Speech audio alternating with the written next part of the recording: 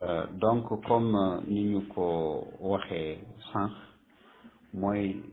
dige bi ñu joxe woon moom ne ci ñuy ñëw tey ci benn sujet boo xam ne bu am solo bu intéressant boo xam ne musul ñàkk bañ a jóg am itte ci nit ñi muy li ñu tuddee la dégradation des mœurs wala ou le dérèglement du système social mooy maanaam li nga xamante ne ni mooy ni ñu gisee jikko yi di ràpp di wàññeeku ndànk-ndànk ba yi ñu xamoon saa su ne doon ko dundee mu commencé di raaf di dem ndànk-ndànk wala ni nga xamante ne ni noonu la ñu waroon a dundee dundinu doomu aadama ci société mu commencé am ay dérèglement maanaam fi ndox mi waroon a aw yoon bi mu wàcc ko jël beneen yoon bu ko defee mu nekk loo xam ne dafay nekk luy xaw a yëngal li nga xam ne société bi te loolu boo ko dee xool li nga xam ne mooy cosaanam moom mooy li nga xam ne mooy habitude mooy maanaam yi nga xamante ne ni moom la ñu tàmm def mooy maanaam soit muy habitude yu baax yoo xamante ne mooy maanaam loo xam ne mbaax la urf loo xamante ne coutume la boo yàgg def loolu def ko nag bàyyi ko loolu mën na indi des règlements ci maanaam ci dundin donc loolu gis ngeen ko ci par exemple ci yu bari parce que comme niñ ko xamee habitude par exemple kuy yàgg jóg di sangu di brosser sa dent boo yeewoo maanaam sol sa yére jàpp dem julli loolu habitude la waaw kii nga xam ne aussi par exemple dafay jóg bu yeewoo il faut que mu naan benn café il faut que mu xool benn livre il faut que mu seetaan télé il faut mu ubbi portable am xool WhatsApp am xool ses messages loolu aussi habitude la donc habitude yooyu mooy nag yi nga xamante ne ni dafay taxaw nit ku nekk daf koo am dégg ñu ne les vieilles habitudes reviennent parfois dans nos vies c'est-à-dire yi nga xam ne dañ ko tàmm def toujours rek dafay nekk loo xam ne luy ñëw ci ñun comme ni ma ko waxee habitude yooyu nag mooy li ñu tuddee mœurs mooy habitude particulière comportement mooy maanaam li nga xam ne noonu la ñu sàlloo suñu jikko yi noonu la ñu bindoo noonu la ñu mel bu ñu yeewoo dañuy bëgg a déglu am na ñoo xam ne bu ñu jullee ba pare sangu brosser seen dents jàpp bu ñu jullee ba pare dañuy bëgg a seetaan télévision boo xam ne wala rajo boo xam ne am na waaraate wala mu am loo xam ne dina mën a peut changer la vie c'est-à-dire ñoom seen xam-xam seen dundin seen mbaax dana ci mën a yokkoo bu ñu dégloo émission yooyu wala ñu seetaan ko ci télévision loolu aussi résultat bi mooy mën na leen inspirer wala mu jox leen motivation wala ñu ciy jàng waaw lu ñuy xam loo xamante ne ni xamuñu ko woon te loolu habitude yooyu mën na nekk ci kër gi mën na nekk ci bus ngay dem di liggéey wala fi nga xamante ne fan lañ liggéey wala ki nga xamante ne ni sax femme ménagère la toggkat la habitude yu mel noonu mën na nekk ci moom buy togg dafay teg téléphone am dugal ci ay son di déglu bu génn rek beneen bi dugg parce que loolu moo koy may maanaam mu gën a sawar donc déstressé wu ak également yu demee noonu donc nga xool mu nekk genre routine la boo xam ne moo xam ne lu ñu tàmm donc koy def tey di ko defaat ëllëg di ko defaat gannaaw suba mu nekk lu essentiel loo xamante ne ni muy def benn ordre mu nekk ordre boo xamante ne ni bu am la bu organisé boo xam ne chaque jour da nga koy def pour améliorer say compétences bu dee ci wàllu wër-gi-yaram santé bien-être maanaam nekkin bu am ci jàmm wala bu fekkee seen ci wàllu liggéey la productivité tu vois donc mu nekk loo xamante ne ni dafa am solo loo xam ne saa yoo yeewoo rek da nga koy def loolu moom mooy habitude donc mu nekk soit nit moo koy def muy comportement mu ñëw ci société mu nekk usage particulier commun à un groupe un peuple ou une époque maanaam mu nekk loo xamante ne ni lu benn nit di def la wala ëtt bi muy société bi wala ci benn jamono buñ ko doon def bu njëkk ba socc la socc koo gis mi ngi doon socc mais gis nga avec les brosses à dents mi ngi commencé di changer ndànk ndànk donc at ba aussi noonu mu amee ci nit noonu la amee également ci li nga xamante ne ni moom mooy ay njaay àll fas ginaar béy xar gaynde ñooyu yëpp dañu am habitude particulière par exemple ci seen habitude yooyu boo demee ci xam-xam bi ñu tuddee éthologie wala caractérologie da nga ciy jàng moo tax ñu mën di dresser yenn animaux yi yenn njaay àll yi ñu leen di man di maanaam yar fas di ko yar ba naan ko ginte ci rek ndawal muy man di daw mu di man di def maanaam ay pas de danse ay fecc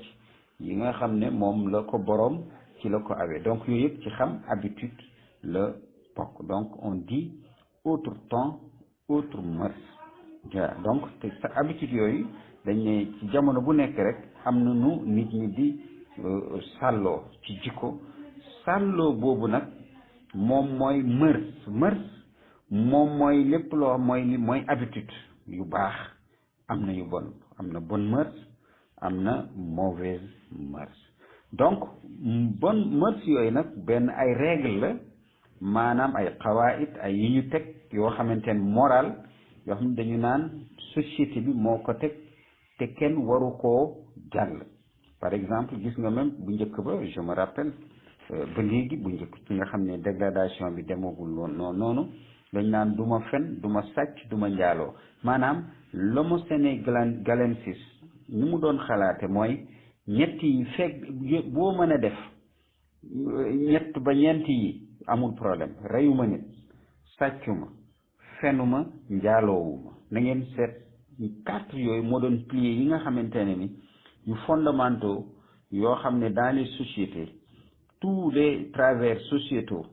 yooyu nit ñi dañ ko doon moytu fen sàcc njaaloo rey nit tu vois donc parce que yooyu mooy gën a fondamentaux gis nga ci la société négro-africaine yi nga xam ne loolu moom mooy ba ci yeneen sociétés yi sax mooy yi nga xamante ne ay règles morales yoo xam ne kenn waru ko transgresser loolu dem na ba nga xam ne même ba ci pël yi da nga naan xaramee ba am jéedi bi c'est-à-dire xaramee ba am jéedi bi mooy ak sama set yi nga xam ne dafa sacré dafa am solo ci man duma ko def maanaam pël du fen du sàcc du daw dafay tabe ak yeneen ba mu nekk set yoo xamante ne ni yooyu bu ci waatee rek dafay am solo dafa mel ni rek ci bu njëkk ba da ngay gis sama géeñoog baay maanaam sama géeñoog baay bu ko wolof waxee rek même ba ci pël yi da ngay gis ne li muy wax dëgg la muy gën a fort ci moom sax mu ne billahi wallahi tallahi donc yooyu ay habitude la ay règle la yoo xamante ne ni dañu ko teg pour que ne kenn du ko déroger amul kenn koo xam ne war na koo wàcc waaye loolu aussi ay idéalisme la maanaam loo xam ne dañu ko somp ci nit ndax lan pour que mu mën a am environnement boo xamante ne bu calme avec maanaam mu nekk koo xamante ne ni fi mu nekk day calme lu nekk day tegu ci yoonam bu ko defee lu nekk tegu ci yoonam rek mu nekk loo xam ne dana yomb mais yàlla subhanahu wa taala sàkkewul noonu société maanaam société walaw shaa rabbuka la jaalakum ummatan wahida bu neexoon sa borom mu jël leen def leen une seule et même société ngeen bokk ay habitude bokk ay mœurs bokk ay goût bokk ay désir bokk ay couleur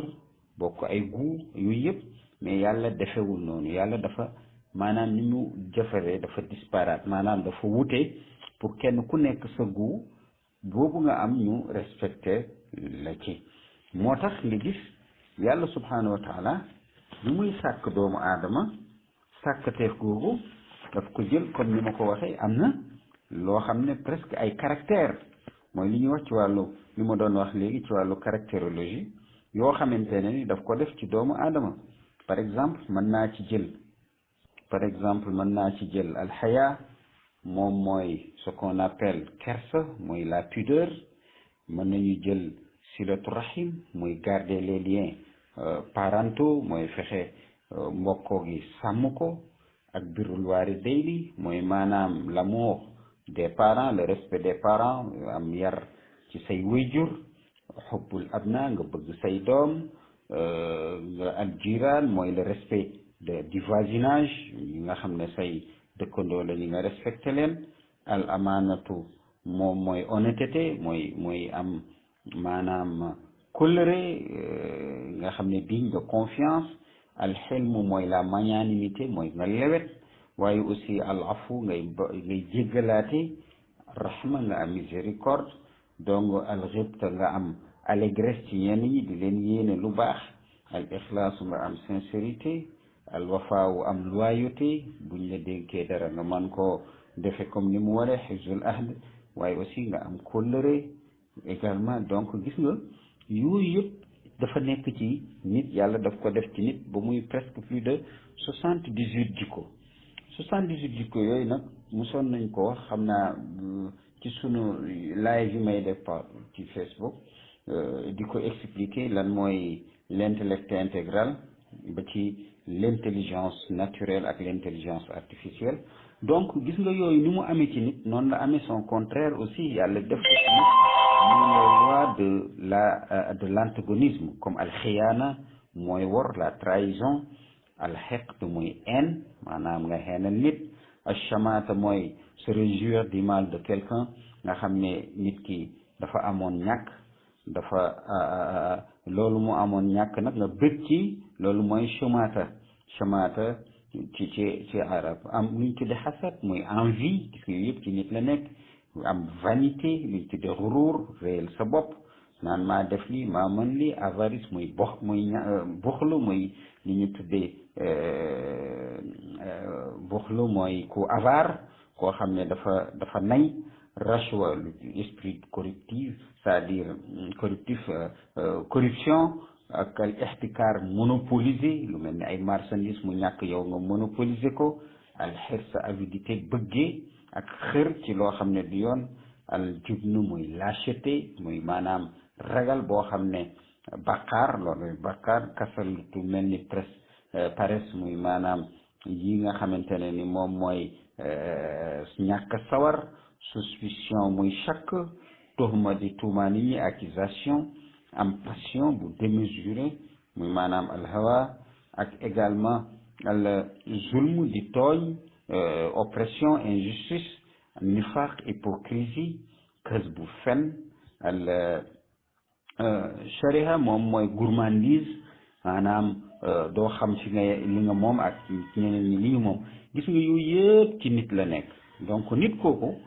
maanaam dafa am benn dualisme wala dualité boo xam ne moo nekk ci biiram entre lu baax ak lu bon yooyu nag ñoom éléments yooyu ñoom ñooy xeex moo tax bu éléments yooyu di xeex nag éléments yi nga xam ne dañoo baax bu ñu gañee ci nit ki comportement nit ki loolu mooy indi nit ki nekk koo xam ne bu baax lay doon nit koo xamante ne ni dafay respecter am habitude yu baax bu fekkente ne ni yu bon yi moom moo gañe nit ki kooku dafay nekk loo xamante ne ni nekk nit koo xam ne ku safaanoog mbaax souvent nag safaanoog mbaax wala baax pourcentage la ci wàllu caractérologie c'est-à-dire maanaam sur le plan caractériel nit ki du bon totalement nit ki du baax totalement lu dul yonent yi ak ñi nga xam ne ñooy les référents c'est-à-dire ñi nga xam ne les vicaires les régents des prophètes alayhimu salaam ku dul ñoom xanaa ñenn ñi yàlla ñenkili leen par mu nekk lu inné lu judd ci ñoom muy judd ci ñoom ñoo xam ne yàlla da leen may mu nekk lu judd ci ñoom ñu am loo xamante ne ni mbaax googu mais bu dul ñoom règle bi kooku exception la mais règle bi mooy par acquisition la ñuy amee mbaax waaw par acquisition ni ñëpp comme ñu ko yonent ci yàlla Muhammad sallallahu alayhi wa sallam xale day juddu ci mbaax waaw fitra muy nature précréaturelle nature originelle moom nag ñaari waajur yi ñoo koy tilimal def ko yahut wala def ko chrétien wala def ko majus donc fitra boobu mooy l'islam originel bi nga xam ne kenn jaxase wu ko donc gis nga bu ngeen xoolee di ngeen gis ne lii nga xam ne moom la ñu tudde tey dégradation wala dérèglement loolu dafa yàgg am premier dérèglement bi am nga xamante ne ni moo jaxase le système social mooy ci Haabil ak Qaabil Haabil ak Qaabil muy ñaari doomu aadama yi kenn ki berger la woon kenn ki di agriculteur Haabil moom moo doon berger Qaabil nekk agriculteur ci bi nga xamante ne ni kenn ku nekk yàlla laaj na la nga def benn offrande muy qurbaan maanaam loo xam ne dañu koy def ne bu ma yàlla mayee lii bëgg naa li wala soxla naa li ci yàlla donc li ma ci am sama attan jox naa ko yàlla pour yàlla maanaam yàlla nangul ma loolu nga xamante ne ni ci lay ñaan donc loolu moom moo indi ci biir loolu nga gis yàlla subhanahu wa taala bi loolu amee Haabil joxe li nga xamante ne ni moom mooy benn gàtt nee nañu xar la Qaabil moom joxe benn sayu maanaam dugub wala blé ci niñ ko mën a waxe parce que agriculteur la woon ñuy seet nag ci ñoom ñaar kañ la yàlla di nangul waaye ci biir histoire ki nga xamante ne ni moom la ñu nangul moom mooy Haabil mooy maanaam Abel moom la ñu naan Abel biñ ko nangulee nag frère am bi ci jëmu boppam muy Qaabil moom la ñu naan Cain moom ci jëmu bopp mu mer ci loolu moom agriculteur bi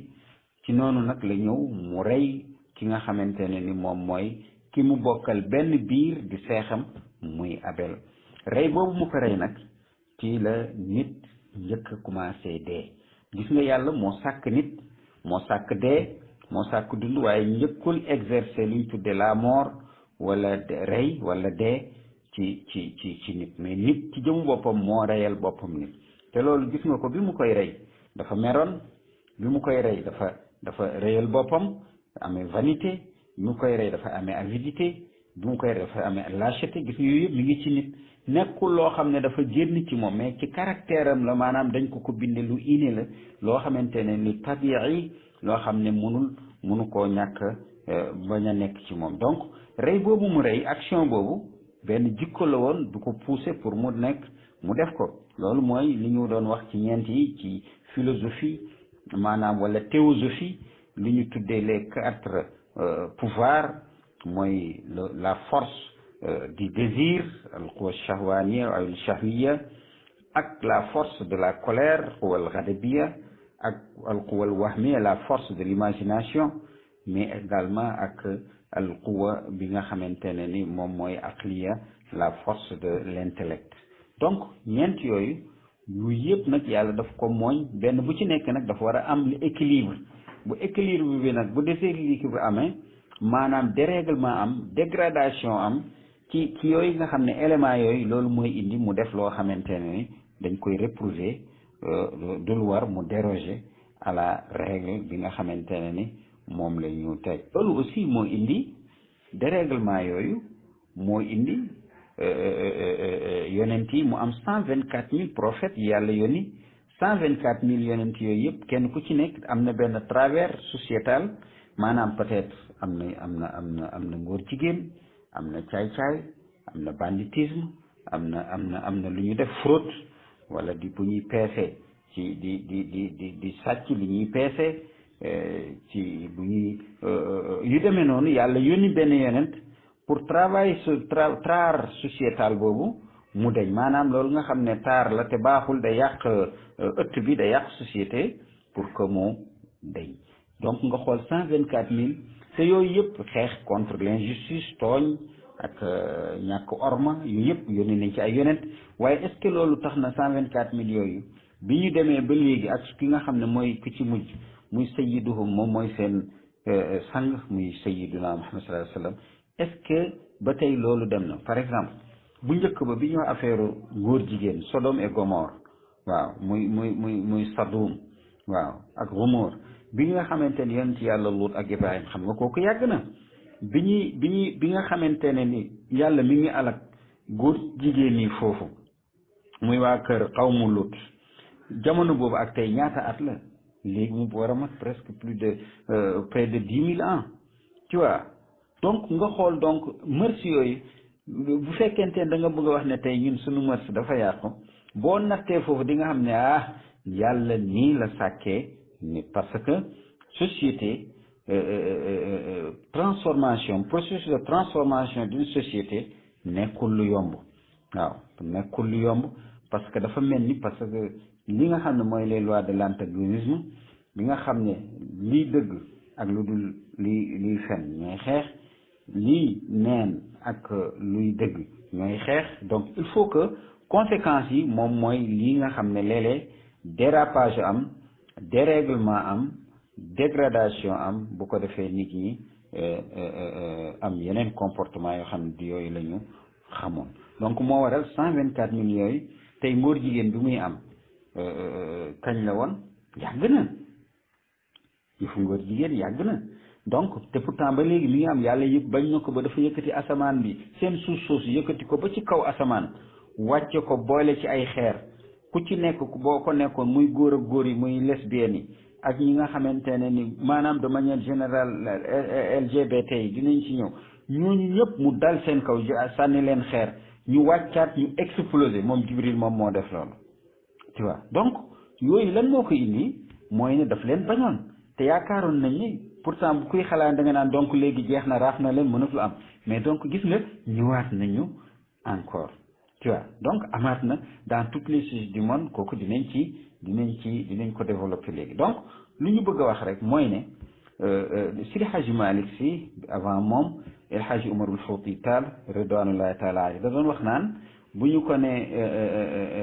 Sidi Hadji Malick la ci li ma bëgg a wax ni radiallahu taala anhu mu ne bu ñu ko ne tey jamono ji dafa yàqu mu ne kañ la jamono ji baaxoon bi ñuy rey yonent yi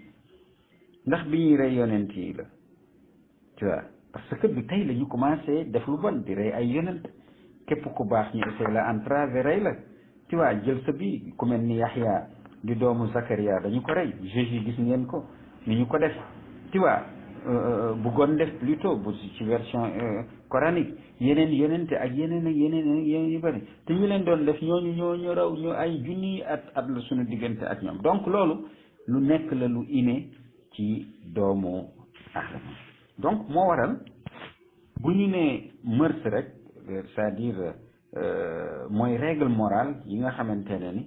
tey dañu ko teg mais ci gën a bari nga xamante ne mooy gën a yàq la société bokk na ci mooy atteinte sexuelle mooy maanaam ci wàllu sexe bokk na ci li nga xamante ne ni avec ou sans violence que ce soit xam nga bu njëkk ba amoon na ñu doon tudde ay yëkkataankat tu vois yooyu dafa nekk loo xam ne lan moo ko indi toujours ça relève du sexe loolu dafay indi toujours loo xam ne ci mœurs yi moo ko gën a gaaw a daaneel aussi également comme exhibition sexuelle mooy maanaam nga jékki-jékki jigéen wala góor ni la yàlla bindee woon nga summeeku noonu wala ay harcèlement sexuel tu vois donc yu infraction yooyu nga xamante ne day atteindre à la liberté et aux bonnes mœurs surtout à la moralité publique maanaam nit ñi di bindoo ni ñu kiwee bëgguñu jigéen summeeku ba ne tot góor aussi bu am na nu mu war a def parce que même am na ci ay habitudes gis nga bu ngeen dee xool dans les sociétés en Occident kenn du nàmpal sa doom génne sa ween am na ci ay lieux publics yoo xam boo ko defee da ngay indi foofu dérèglement tu vois donc gis nga nekk nit ñi habitudes yi dañuy changer dañuy wute par rapport aux us maanaam aux coutumes aada yi cosaan yi conduite yi maanaam ñi jikkowoo ak principe yi donc bu ñu dee wax danañ ne lii nga xam ne moom la ñuy wax tey c'est ce qu'on appelle la sociologie morale maanaam comme ni mu am société politique sociologie culturelle ak yeneen yi demee noonu la amee cette société c'est la sociologie bi nga xamante ne mooy morale nga xamante ne ni da lay wax les manières de vivre ni ñuy dundee wàllu éthique wàllu moral wàllu norme sociale wàllu vertu mbaax ak ñi nga xam ne noonu la société bi nangu société sénégalaise nanguwul ku rey nit nanguwul ku sàcc nanguwul ku fen nanguwul ku njaaloo kooku moom toujours da ngeen ko doon gis bu njëkk ba sax bu fekkente ne ni dérogé nga à la règle ku naan ba màndi buy tërëf da ngay gis xale yi bu njëkk dañ koy liiraan naan ko cokkoto màndi kat vrai donc mu nekk loo xamante ne ni ñu war a mën a gën a bàyyi xel donc bonne mœurs mooy maanaam boo gisee ñu indi ko société yëpp mooy essayer sauvegarder rek li ñu tuddee l'ordre public maanaam ñi nga xam ne dundin wi kenn du naan ba tërëf boo dóoree sa biir ne sa kër nga naan mbaa nga tux wala def sa yooyu nga la bul ko génne ci société bi parce que boo ko génnee day indi désordre te loolu du nekk loo xam ne dañu koy accepter les bonnes mœurs daf koy accepter parce que usage yi maanaam ni ñu koy jëfandikoo dafa war a ànd ak li nga xamante ne la moralité li nga xam ne moom la jikko yu rafet laaj ak diine ak aada ak caada ci français mooy culture aada mooy coutume bu yoo xamante ne nit ñi ci la ñu d'accord loolu nag gis nga bu ngeen doy xool ci le droit civil mooy droit civil wala le droit pénal wala code civil wala code pénal di ngeen gis inspiration yëpp maanaam ci les mœurs la maanaam mœurs nit ñi naka la ñu war a bindonte naka la ñu war a nekkee ba nga xamante ne ni dinañu mucc ayib mais loolu ay idéalisme la mais nekkul loo xamante ne lu mën a nekk la parce que toujours disparité différence dafay am ci société yi moo tax ci suñu jamono ji da ngay gis bu ñu waxee rek les bonnes mœurs gisoo certificat de bonne vie et de mœurs gis nga da police daf koy joxe parce que police moo yor tout ce qui est ordre public sécuritaire vous voyez donc loolu dafa nekk ci li nga xam ne moom mooy ay mbiram gis nga moo tax ñi nga xamante ne ni dañuy xeex pour yàq jikko yi comme ni ma ko waxee ci sexe la ñuy ñëwee ci wàllu pornographie gis nga ci ba demee ci code civil pénal yooyu daf ci am solo maanaam tout ce qui est principe maanaam ci sexualité wàllu pornographie inceste maanaam nga jur doom am noo dem ak moom te waru ko nekk bu ko def comme ni nga def ndeyam wala nga ay sœur ñaari mag ak rakk di ko def wala di ko def sa jarbaat wala yeneen yu demee noonu wala prostitution nga def noo xamante ne ni du lu rafet jaay sa bopp wala proxénétisme maanaam mooy di xëcc jigéen ñi di leen jaay wala góor ñi di leen jaay ak tout ce qui est pudeur mooy maanaam aussi loolu yëpp dafay nekk ci les bonnes mœurs li nga xam ne mooy nekk li ñu tuddee kersa donc loolu aussi boo dee xool loolu lu yàgg am la parce que ci sociologie morale loolu dafa yàgg am ba ci gis nga tey gis nga boo xoolee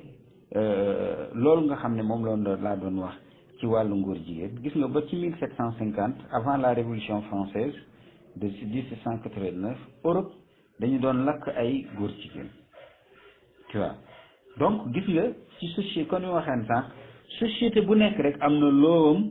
ci ñi nga xamante ne ni ñoom ñooy góor jigéen muy LGBT L bi mooy lesbienne G bi mooy gay B bi mooy bisexuel T bi mooy transsexuel lesbienne mooy góor ak jigéen gay moom mooy boo xam ne day nekk ñaar la lu ñu ne gay dafa am ubbi ak yoos ubbi bi mooy def fonction jigéen yoos moom mooy def fonction góor maanaam ñaari góor kii mooy jouer rôle ku jigéen ki kii mooy jouer rôle ku góor ki ubbi ak yoos bisexuel nag mooy koo xam ne day am borom kër day am nekk jigéen am borom kër waaye teewul mi ngi jëflante ak ay jigéen wala nga am bu nekk góor am jabar ngay jëflante ak ay góor ni yow ñu nga transsexuel mooy koo xamante ne ni léegi bëggatul nekk góor wala bëggatul nekk jigéen mu def opération chirurgicale pour que mu nekk ko yooyu am na en Occident même ci fiqh am na ci sax buntu boo xam ne spécial sur les transgenres lañ leen tuddee. donc gis nga yooyu yëpp ci ay société la te loolu moom moo tax mu nekk loo xam ne lu am solo te loolu aussi société islamique bi ci jamono yonent yàlla Muhammad sallallahu alayhi wasallam exempté wu ci maanaam amoon na ñoo xamante ne ni alquran sax mu ngi koy wax ci loo xamante ne lu leer mu ne ci ay surat la lumière muy verset maanaam la lumière muy suratu Nuur verset 31 mi ngi wax naan bu ma jëlee aaya bi ci digg bi mu ne aw ma malakat aymaanukum awi taabiina gayri ulil irbati min arrijali c'est-à-dire mooy ñi nga xamante ne dañ doon toppe da ngeen leen am ñu nekkoon comme ay jaam ay jibéer wala ñi nga xam ne dañ doon toppe ci ñi nga xam ne amuñu benn désir sexuel ci góor ñi maanaam amoon na ci dans la société musulmane comme ni mu doon amee bu njëkk ba ñëpp xam nañu boo xawee dund tuuti rek avant les années 70 boo wàcc si li nga gis ne bu njëkk ba phénomène góor jigéen nekkul woon un phénomène boo xamante ne ni am na envergure comme bii nii léeg-léeg sax bu ñu gisoon góor jigéen dañu koy xale yi yenn yi rek ñoo koy cokkate waaye léeg-léeg dañu ko doon tooñ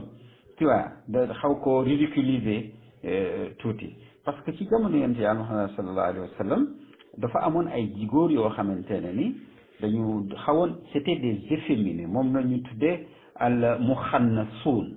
mooy les efféminés mooy ñoo xamante ne genre tapette tu vois donc ñooñu dañu yàgg am ci dans toutes les sociétés du monde ñooñu ñooy ànd ak jigéen ñi parce que ñooñu amuñu désir sexuel moo tax Coran bi di la wax na mu nekk loo xamante ne ni lu leer loo xamante ne mu ne de leurs sœurs les femmes les servantes mu ne les domestiques mâles impuissants dépourvus du désir sexuel donc gis nga ko ñooñu elles peuvent laisser paraître leur parure quand leur mari elles ne peuvent ou bien elles peuvent ne pas cacher leur parure à leur père gis nga mu ne foofu lay joxe règle ne ñii bu mun na leen jigéen ñi mun nañu mureeku ci seen kanam tu vois mooy elles peuvent ne pas cacher leur parure mën nañu bañ a nëbb li nga xamante ne ni mooy seeni gànjar ak yooyu ñuy def à leur père ci seen baay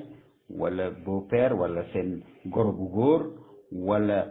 leur fils wala seen doom wala leur fils de leur mari doomu sa borom kër wala leur frère wala sax sa mbokk bi nga bokkal ndey ak baay wala bokk ak baay wala loolu koo xam ne sa loolu les fils de leur frère ay say jarbaat muy góor wala ci jigéen ak say doomi sœur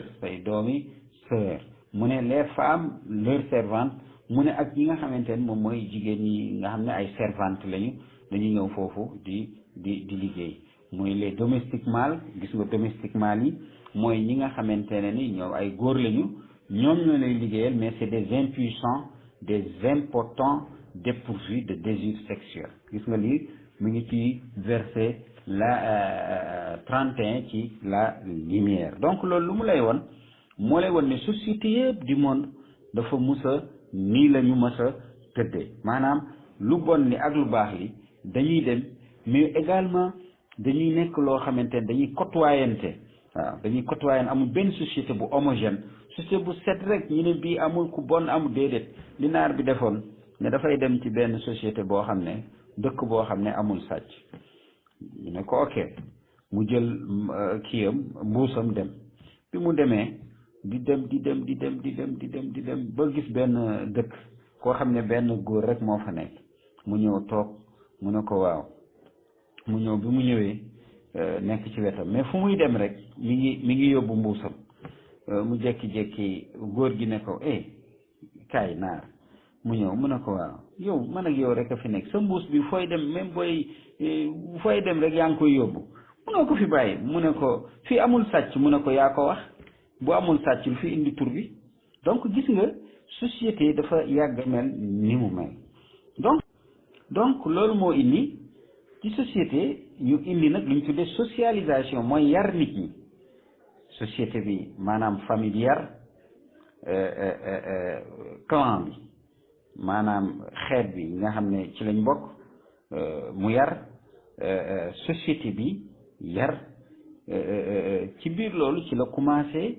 bi société bi yar mu am ay daara maa xam ne nit dañ fay toog ay pénc ñooñu yar tey moom la ñu tuddee école am également ñi nga xam ne ñoom ñooy jàng parce que ñooñu la ñu war a yar parce que ñii dañ leen doon yar ci bu ñuy def circoncision mooy maanaam kii initiatique yi les cérémonies d'initiation nga xamante ne ni ci da ngay nekk njulli ñu la ci wax ay secret yu bari ñi nga war a def vie d'adulte léegi xaraf nga ni nga war a comporté woo ak tel depuis presque 13 ans 15 ans ba 21 ans am na noo comporté woo après 21 ans jëm kaw am na noo war a comporté woo entre 1 an ba 7 ans am na nu mu war a comporté woo 7 ans ba 14 ans am na noo war a comporté woo 14 ans ba 21 ans am na noo war a comporté woo donc di la initier gis nga même ci socialisation boobu moo tax a jóg école tu vois moo tax a jóg école nga gis ci programme yi ci lépp curricula bi ñu lay proposé pour dafa ànd ak li nga xamante ne mooy sa état psychique psychologique mental yow nit ki pour que nga mën a am looy joué ci société bi ba nga xam ne du déréglé wu mais nag bu ngeen dee xool ci loolu aussi ci wàllu maanaam li nga xamante ne ni moom mooy li société bi war a joué muy ci wàllu daara yi ci wàllu école yi ba ci armée am na ci niveau boo xam ne boo fa tolloo armée moom man ci yow dara à partir de certain âge boo xam ne duggagoo adulte 18 21 ans loolu aussi dafa am lu armée di def ci yow beneen éducation donc loolu mu nekk muy civil et militaire boo xam ne loolu sax dafa war a nekk loo xam ne lu obligatoire ci société boo xamante ne ni bëgg naa dem mais ci biir loolu yëpp boo ko gisee pour dawal société bi maanaam lieu de débauche yi parce que fii dañu bëgg ay daara ay école ak yëpp waaye bëgguñu ay lieu de débauche foo xam ne ay foowukaay la nit ñi dañ cay foo di fa naan alcool di fa tux yamba di fa def prostitution homosexualité di fa jaay drogue ak yeneen yu demee noonu moo tax ñu indi lu mel nii mais malheureusement école yi tey boo dee xool li ma wax drogue homosexualité alcool prostitution école yooyu nga xamante ne moom nga amoon daanaka di ci yar ñoom di ci socialiser ces milieux moom la ñu jaxase waaw surtout indi nag léegi benn phénomène boo xam ne bu sociétal bu doy waar muy wàllu ngóor jigéen homosexualité gis nga boo demee en Europe ils n'acceptent pas les universités européennes occidentales françaises surtout n'acceptent pas ngay def ay recherche yoo xamante ne officielle sur l'homosexualité est-ce que c'est une pathologie benn feebar la boo xamante ne ni qui réclame des soins psychiatriques ou conversion la boo xamee reconversion morale et comportementale tu vois donc gis nga bugguñu ñoom kuy def sax ay lañ bat est-ce que feebar la boo xamante ne ni dafa laaj faj te niñ koy war a fajee ñu ngi fi wala noonu la ko yàlla noonu la maanaam noonu la yàlla bindee wala lan la tendance la tu vois donc léegi nag pour jaxase mélanger comme ni ñu koy waxee moo indi li nga xamante ne moom la ñuy tudde tey mensonge médiatique mooy li ngeen doon wax sànq ci bu weesu ci wàllu télévision yeeg ak yooyu defe noonu yooyu nag dañuy ñëw indi ay ce qu'on appelle de grands menteurs yoo xamante ne ni théoriciens lañu de la perversion intellectuelle de la doctrine Mouroy comme on le dit ñooñu ci seen jëm bopp ñooy indi à travers ci média bi di fen di wax lu dul noonu di won nit ñi yenn comportement yi di leen xemmemloo mbon loo xam ne say bàyyi xamuñu ko woon say maam xamuñu ko woon ñu yombalal la ko parce que yonent yàlla sallallahu alayhi wa sallam moo ne al insanu harisun ala ma munia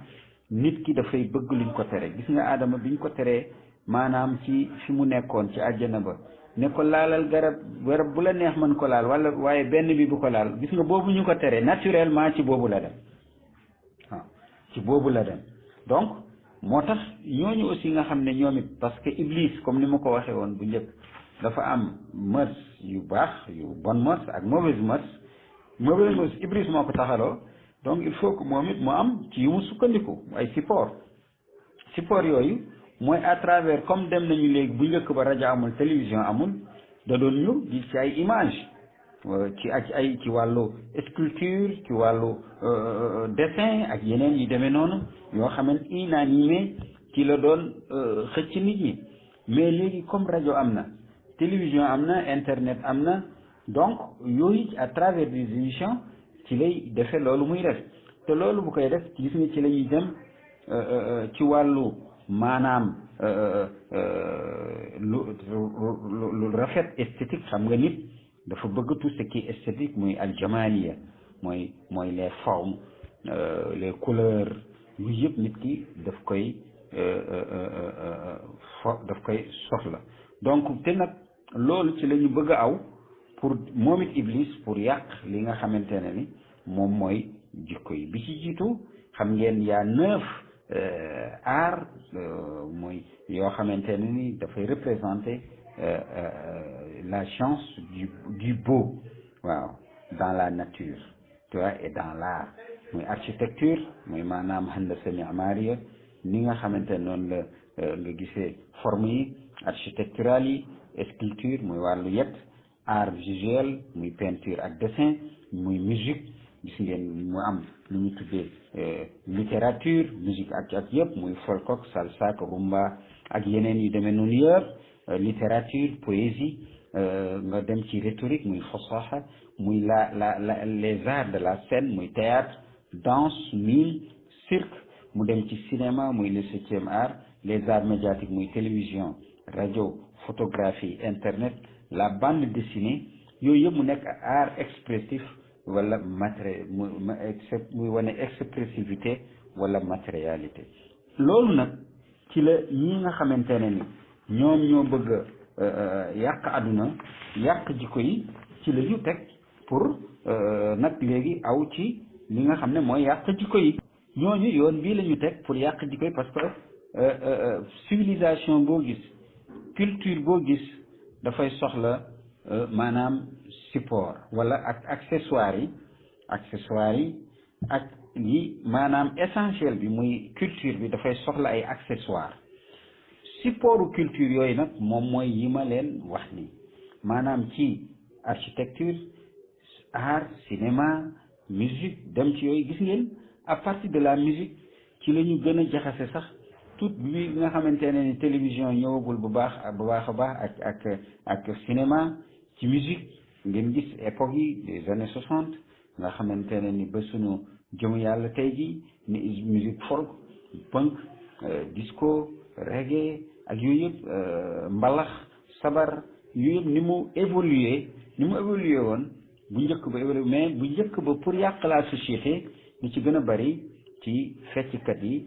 ak ci woykat yi la ñuy aw donc ci loolu nag la ñu développé cette industrie musicale nga xool boo demee ci bi nga xam ne dem na ba télévision ak rajo am internet photographie ci nag gën a takkarnaase aw ci nudité l'art de la nudité nga xam ne da ngay summeeku ne dung comme ni la sa nday jure woon bu ko defee mu nekk loo xamante ne ni dafay doy waar moo tax doctrine boobu nag nga xam ne ñoom ñoo indi yii pour développer ko théoriser ko mooy la doctrine de la destinée manifeste mooy bi nga xam ne dañ ko inspiré ci allemand yi Lebensraum muy espace vital mooy maanaam lépp loo xamante ne ni lu pour dañ maanaam da nga am mission civilisatrice maanaam mission boo xamante ne ni moom nga am yow nit ki pour maanaam ci ngay war a basé wu pour lépp loo xamante ni gis nga ne àndul ak yow ni nga bëggee àdduna mu nekk loo xamante ne da nga koy mën a xeex doctrine boobu nag dafa am maanaam c'est ce qu'on appelle la doctrine Mouloy c'est-à-dire la doctrine intellectuelle la perversion intellectuelle et culturelle maanaam naka la ñuy fexe ba peuple yi yàq leen bu ñu leen yàqee ci support yi mooy ci aar yi nga xam ne moom 9 aar yi la ñuy wax bu ko defee da nga leen di mën a dominer mu ne par exemple ci la ñuy wax la vertu des institutions des États-Unis maanaam États-Unis lépp lu mu def noonu la parce que moom moo war a jiite adduna bi la mission d'étendre ces institutions en faisant de ce monde à l'image des États-Unis fexe ba nga xam ne États-Unis monde bi dafay jël comme ni États-Unis wax tey na nga xool ci wàllu jean ci wàllu musique ci wàllu solu ci wàllu yëpp États-Unis dafa influencer sur le plan culturel mais également civilisationnel le monde dem na ba ci sur le plan même linguistique ci ñi nga xam ne noonu la développé la langue anglaise. Troisième bi mooy la décision de Dieu de confier aux États-Unis l'accomplissement de cette mission maanaam yàlla responsabilité bu mu jël jox ko maanaam États-Unis muy Amérique pour que mu doxal loolu nga xam ne moom la bëgg. ñetti piliers yooyu nag ki nga xam ne moom la ñu tuddee la doctrine Monroe boobu John Quincy Adams nga xamante ne ni moom nekkoon na 6e président des États-Unis 1758 1851 kooku ci jëmu boppam moom moo indi doctrine boobu lañ moom laan James Monroe en 1823 kooku nag ku mel ni Thomas Jefferson moom it nekkoon 3e président des États-Unis 1743 1826 donc ñoom ñëpp dañu indi maanaam même doctrine boobu la ñuy indi développé ñetti penseurs nag ñoom ñoo ko développé dans ce monde muy Louis Antonio Bugot ci livre bi nga xamante ne moom la doon wax ne otra vez y ahora si Bolivar contra Monroe c'est-à-dire encore et maintenant si Bolivar contre Monroe donc nga gis et également beneen grand penseur muy Alan David Bloom nga xam ne juif la ñoom ñi ci gën a bay ñoom ñëpp ñoom la Alexandre Kojève ñooñu ñoom ñoo ko jëlaat idée bi gën ko taxawal gën ko dëgëral gën ko développé ba mu dëppoo maanaam li nga xamante ne ni idée loo xam ne yi leen influence mooy la phénoménologie de l'existentialisme du philosophe nazi Martin Heidegger donc gis nga Martin Heidegger ñooñu ñetti penseurs yooyu pensée boobu la ñu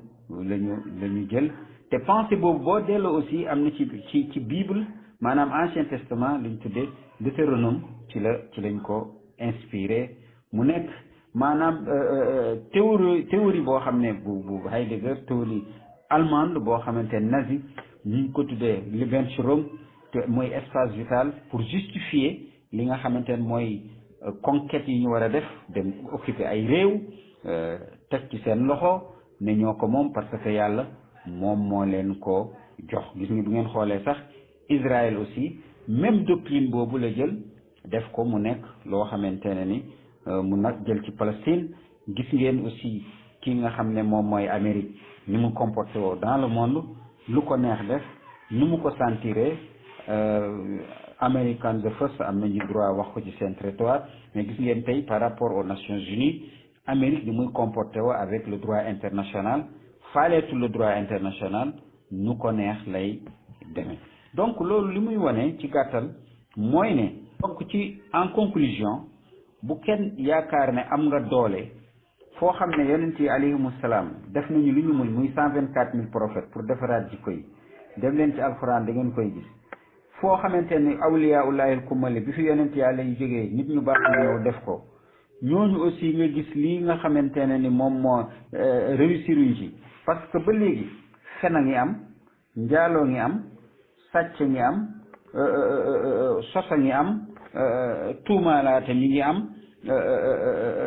cagatu mi ngi am naan sàngara ngi am yooyu yëpp ngi am te yonent yi fekkoon nañ ko fi te fii lañ ko bàyyi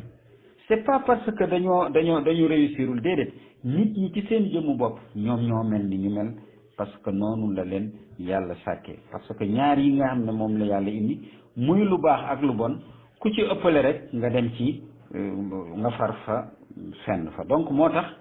di ko mettitlu c'est très bien parce que c'est naturel ku gis lu la kii nga mettlu mais nga bëgg a mel ni comme Tarzan wala Sandokan wala Goliath wala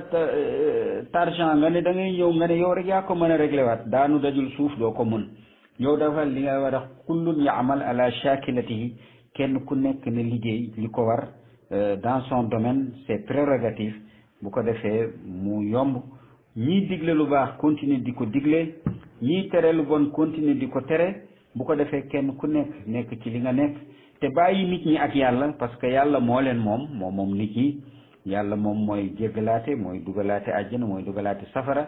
te fexe ba nga xam ne du ñu jël kenn ne wala ci safara la jëm parce que gis nañ mu am jikko yu mel noonu yàlla moom nit ñi yàlla moom mooy jugé bari na ci borom sikkim yoo xamante ne ak seeni kurus ñu gis ci ñoom diine ci biti fekk ci suuf ñoom ñoo gën a bon sax iblis bu leen gisee sax dafay daw donc te loolu ci ñi mu gën a bari mooy la classe sacerdotale mooy ci ñi nga xam ne ñoom la ñu tuddee ñooy wax ci diine ci turu diine ñooy sàlloo maanaam jikko diine am na yoo xam ne dañ koy def nitu ordinaire yi sax duñ ko ñemee def donc nañu bàyyi nit ñi ak yàlla bu ko defee yàlla mi am yërmandeem ak loolu